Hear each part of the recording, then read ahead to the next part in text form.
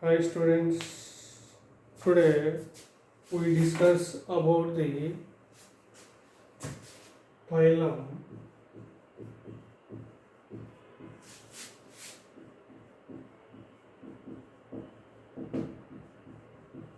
Ctenophora.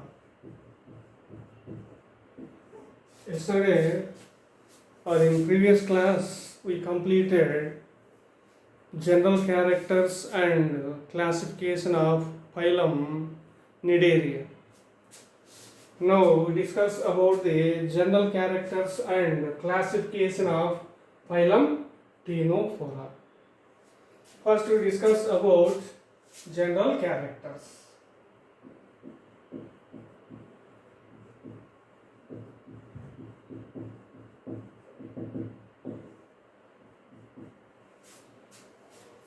The ctenophores are commonly called sea walnuts or sea goose berries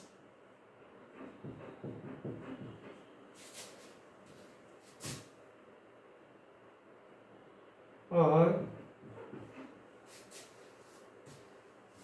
comb jellies.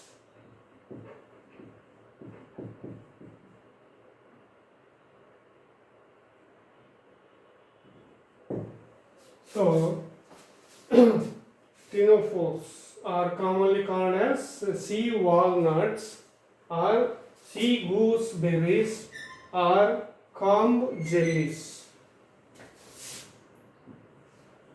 All are marine forms. All the ctenophores are marine forms, live in sea water. Marine forms. These are diploblastic animals. Diploblastic animals during development or embryonic stages or developmental stages, they develops two germ layers, ectoderm and endoderm. So, ctenophores are diploblastic animals. Next, ctenophores exhibits radial symmetry. Radial symmetry. What is radial symmetry? When the animal cut into two equal parts, any plane passing through the central axis of the body is called radial symmetry. So, the ctenophores are exhibits radial symmetry.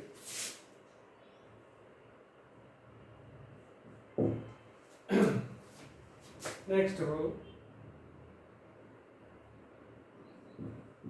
cnidocytes are stinging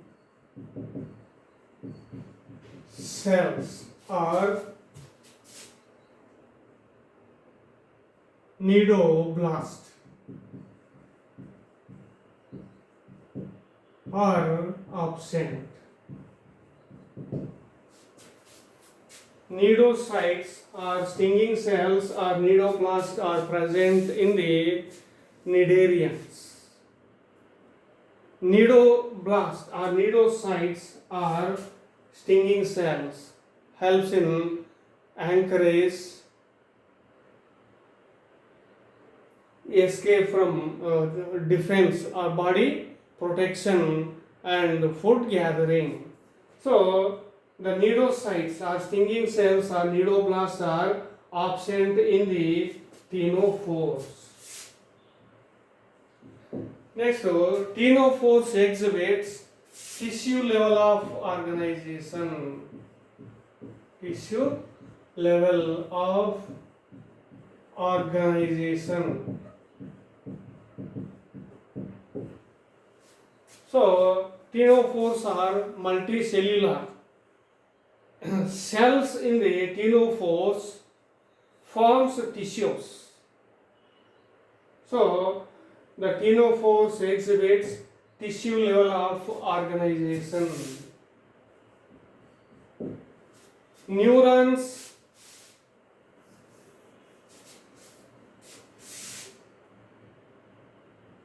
next ctenophores possess some glue cells. Ctenophores possess glue cells called colloblast. So the glue cells are called colloblast or lasso cells or lasso cells. So ctenophores possess glue cells in their body.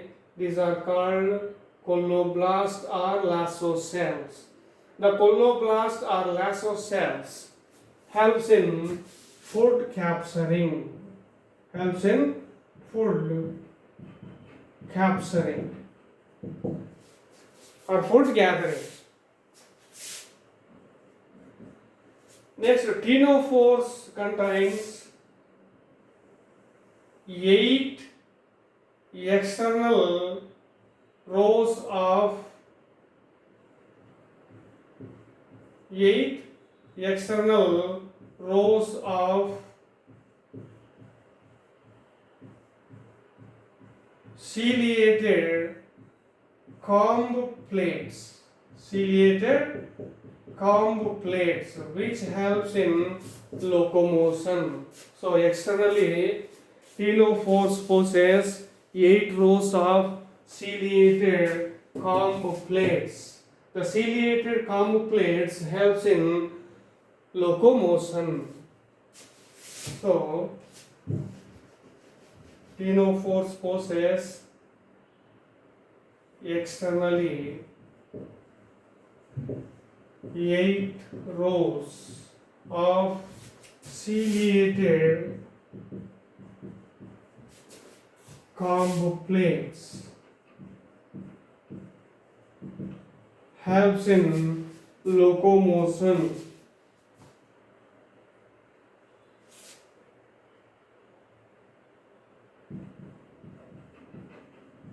Helps in locomotion. Next, the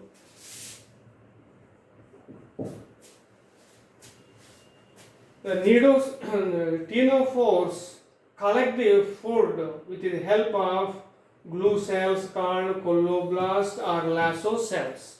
Next, digestion. Digestion is both extracellular and intracellular.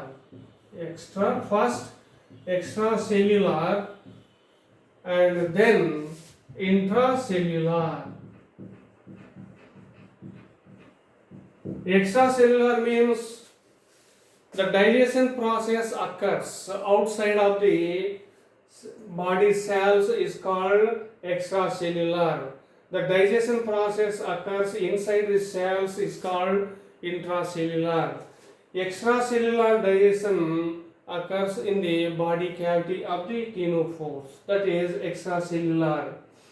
Then the food is enter into body cells and digest in the cells. So this is intracellular. So digestion process is both extracellular and intracellular. Next, ctenophores are bisexuals.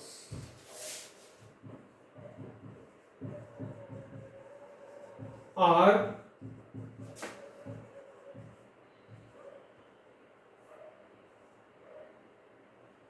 monoecious. Bisexuals are monoecious. Bisexuals or monoecious means a single animal can produce male and female gametes are called bisexuals or monoecious. So the ctenophores are bisexuals. Generally, reproduction is by sexual method or sexual reproduction. So the ctenophores reproduced by sexual reproduction. What is sexual reproduction? Involvement of male and female gametes in the reproduction process is called sexual reproduction. So reproduction is by sexual method. Next, fertilization.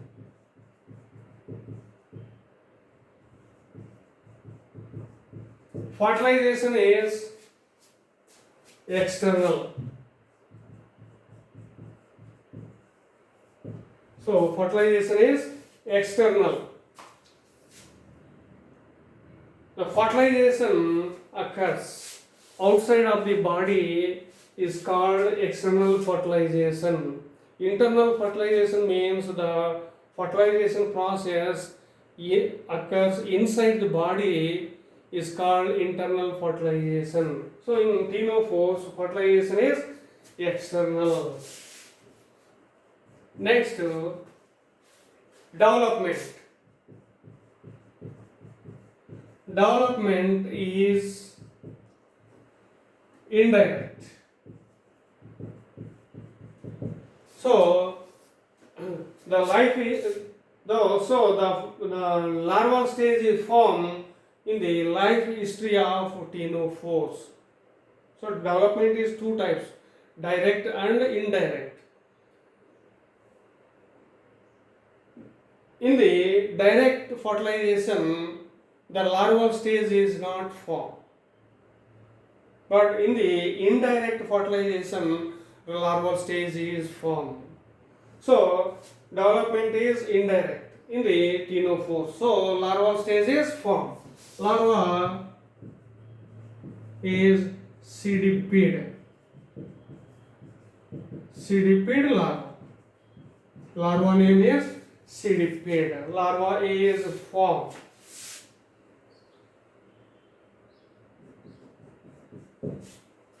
Next, bioluminescence.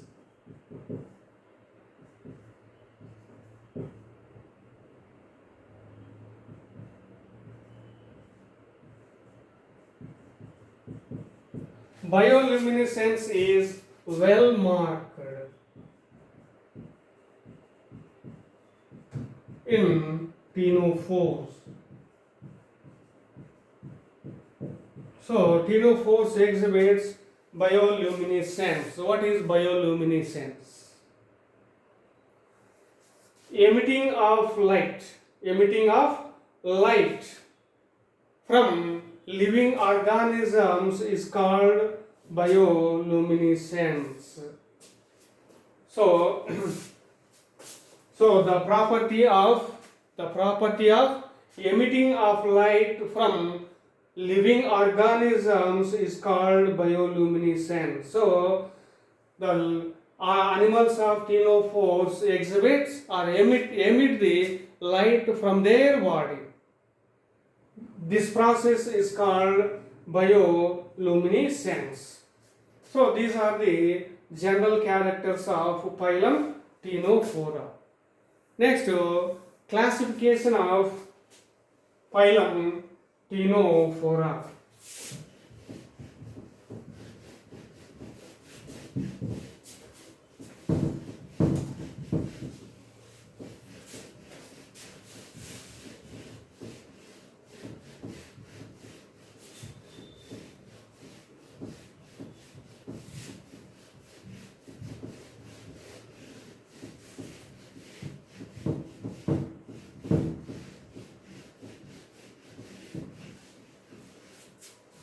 So next, classification.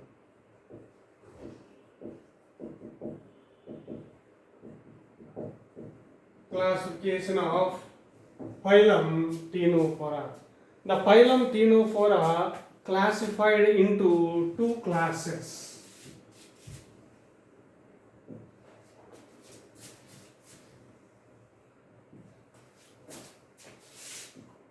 Class Tentaculata and class Nuda. So the phylum Ctenophora classified into two classes, class 1 Tentaculata and class 2 Nuda.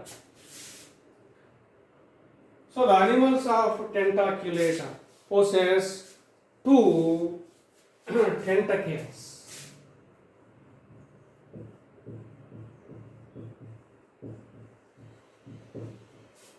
So tentaculates possess a pair or two tentacles.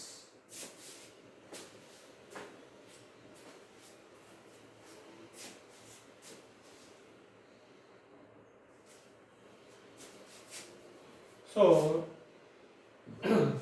the Tentaculata possess two tentacles. So the adults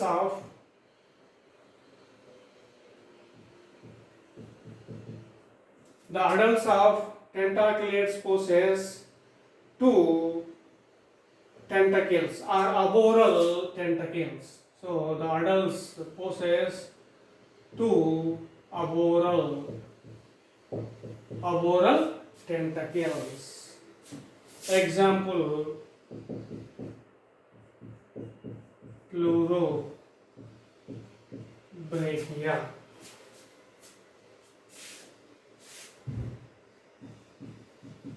Pleurobrachia. Next, Nuda. The animals of Nuda do not possess tentacles, even in larval stage also. So the larval stage and adult stage of this class do not possess tentacles, but the animals of Tentaculata possess in the adult stage two arboreal tentacles. These are absent in the class Nuda. Example, Biro. Example, Biro.